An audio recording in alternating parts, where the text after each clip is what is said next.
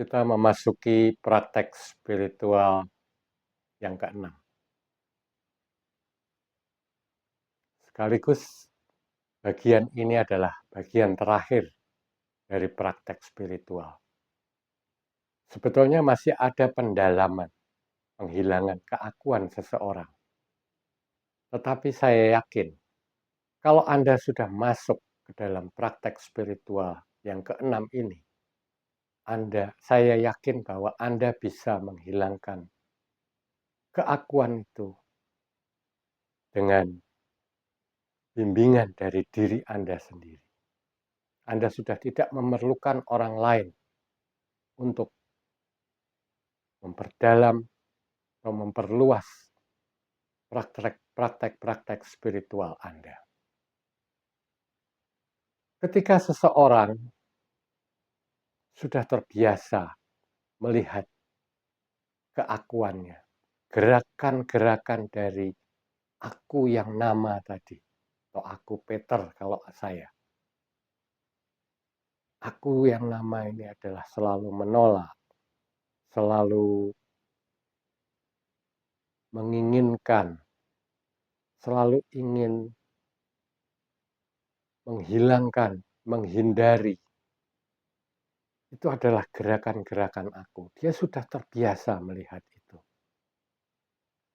Kemudian seseorang itu juga sudah hadir di sini dan sekarang untuk melihat kenyataannya bahwa identitas yang melekat pada tubuh, pada pikiran, pada perasaan, pada persepsi, pada kesadaran itu sendiri yang selama ini aku anggap sebagai diriku, itu juga palsu dengan melihat kenyataan bahwa aku tidak bisa menggerakkan atau menghentikan bagian-bagian dalam tubuhku, menggerakkan pikiranku, mengganti pikiranku seenaknya, karena pikiran-pikiran yang lain juga timbul. Memainkan perasaanku seenakku, karena perasaan itu mengikuti pikiran dan persepsi yang selalu timbul karena ada suatu kondisi di luar tubuh. Kenyataan bahwa aku tidak bisa menggerakkan tadi. Dan juga aspek-aspek tubuh, pikiran, perasaan, persepsi itu selalu berubah. Maka dalam kesadaran, aku betul-betul bukan hanya meyakini, tapi aku menyaksikan bahwa itu semua bukan aku. Kemudian orang tersebut akan melihat ke waktu yang lampau. Dirinya dari masa kecil, bukan siapa-siapa, kemudian diberi nama. Kemudian menjalankan peran dan fungsinya sebagai anak, sebagai murid, sebagai saudara, sebagai kakak, sebagai teman, dewasa, menjadi penganut agama tertentu, kemudian karyawan atau pekerja dari suatu kantor-kantor tertentu, pemilik jabatan, pemilik keluarga setelah dia menikah, kemudian pemilik wewenang tertentu, dan mempunyai status sosial tertentu. Itu terjadinya semua di masa lampau. Ketika ini semua dilihat dari kondisi sekarang dan di sini, dari kehadiran sekarang dan di sini, maka kondisi-kondisi yang saya bilang masa laluku atau diriku di masa lalu, itu tidak ubahnya, tidak berbeda seperti mimpi. Bedanya, mimpi itu setelah kita terjaga, kita terbangun, maka mimpi ini selesai.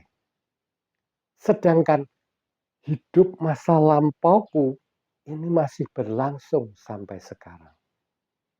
Sehingga kondisi sadarku, yaitu kehadiranku, keberadaanku pada sekarang dan di sini, ini paralel dengan mimpi-mimpi tadi. Mimpi ini berhubungan, berkelanjutan. Dari kecil menjadi besar, dari murid SD menjadi murid SMP, SMA, perguruan tinggi, menjadi karyawan, menjadi pemilik perusahaan. Ini semuanya berkelanjutan. Kalau kita mempelajari bagaimana mimpi ini berkelanjutan, itu adalah mimpi yang lama membentuk mimpi yang baru. Mimpi yang lama membentuk mimpi yang baru. Sedangkan pada kondisi atau dimensi yang lain, aku yang sadar, yang melihat semua itu, aku yang berada dalam keberadaanku, ini tidak terpengaruh sama sekali ke dalam mimpiku. Sewaktu-waktu aku bisa masuk ke dalam mimpiku yang berkelanjutan ini. Jadi manusia itu hidupnya menjadi tenang. Bahwa ini itu sebetulnya mimpi. Apa yang kita khawatirkan, apa yang kita takutkan, penderitaan-penderitaan yang muncul, ini adalah mimpi yang berkelanjutan. Di mana yang membentuk ketakutan, yang membentuk kekhawatiran, yang membentuk penderitaan, itu adalah mimpi-mimpi itu sendiri. Jadi untuk dimensi mimpi ini sebetulnya sudah tidak ada masalah. Karena apa? Karena mimpi ini terbentuk dari mimpi yang sebelumnya.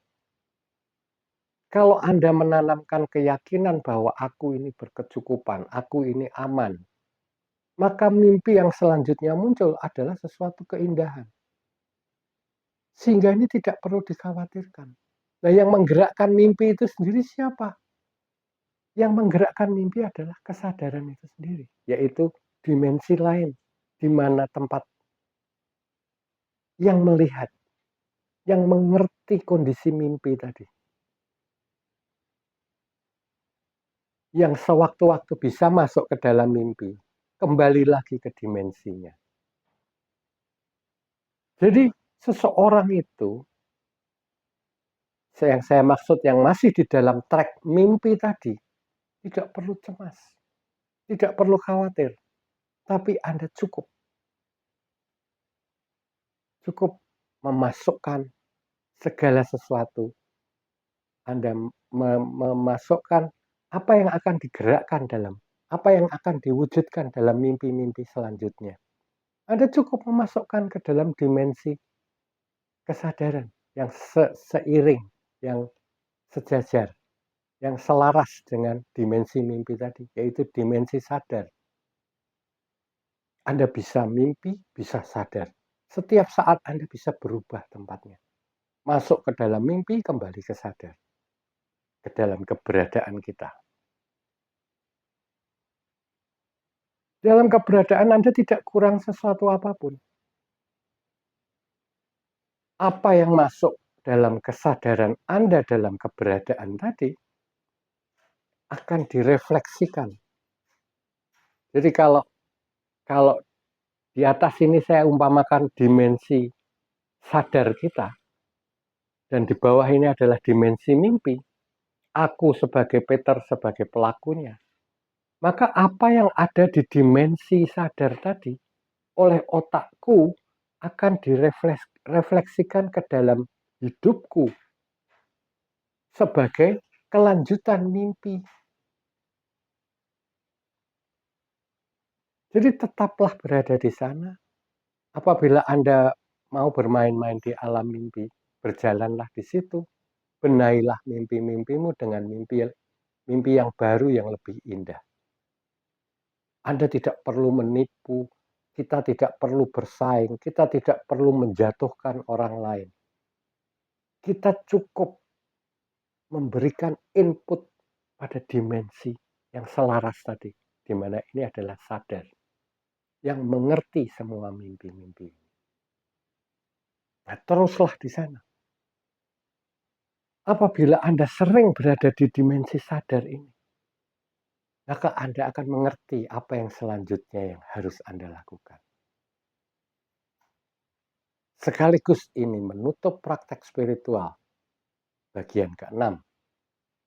Dan Anda meneruskannya sendiri karena Anda sudah memperoleh pencerahan bahwa hidup sadar dan hidup mimpi ini paralel.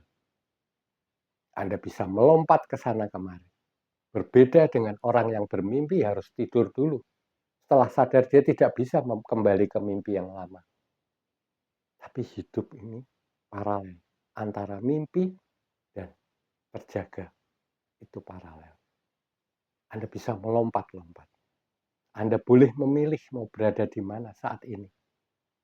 Tapi setelah Anda mengetahui ini, meskipun Anda masuk ke dalam mimpi, Anda sadar ini hanya mimpi. Sehingga Anda tidak akan menderita juga. Karena Anda sudah tahu bahwa tempat Anda itu sebetulnya di sini. Dengan Anda tahu di sini dan orang-orang lain pun di sini, makanya kita tidak perlu mendendam ke orang. Karena ini semua hanya mimpi. Mengapa kita mendendam orang yang bermimpi berlaku buruk terhadap kita? Itu hanya mimpinya. Kita tidak perlu mendendam orang. Dan kita jangan bermimpi bahwa orang lain lebih baik dari kita dalam kehidupan ini. Karena itu juga hanya mimpi. Yang sebetulnya pada waktu kita sadar, tidak ada apa-apa. Memang kalau Anda berdiam pada kondisi sadar ini membosankan. Tidak seperti kehidupan di dalam mimpi yang lebih dinamis. Anda boleh memilih akan tinggal di mana. Tapi setelah Anda melihat kenyataannya, Anda tidak bisa tinggal dalam dunia mimpi ini seperti sebelumnya. Karena Anda sudah mengerti bahwa Anda hanya aktor di sini dalam mimpi itu. Terima kasih sudah menyimak. Semoga Anda bisa merasakan dengan praktek Anda.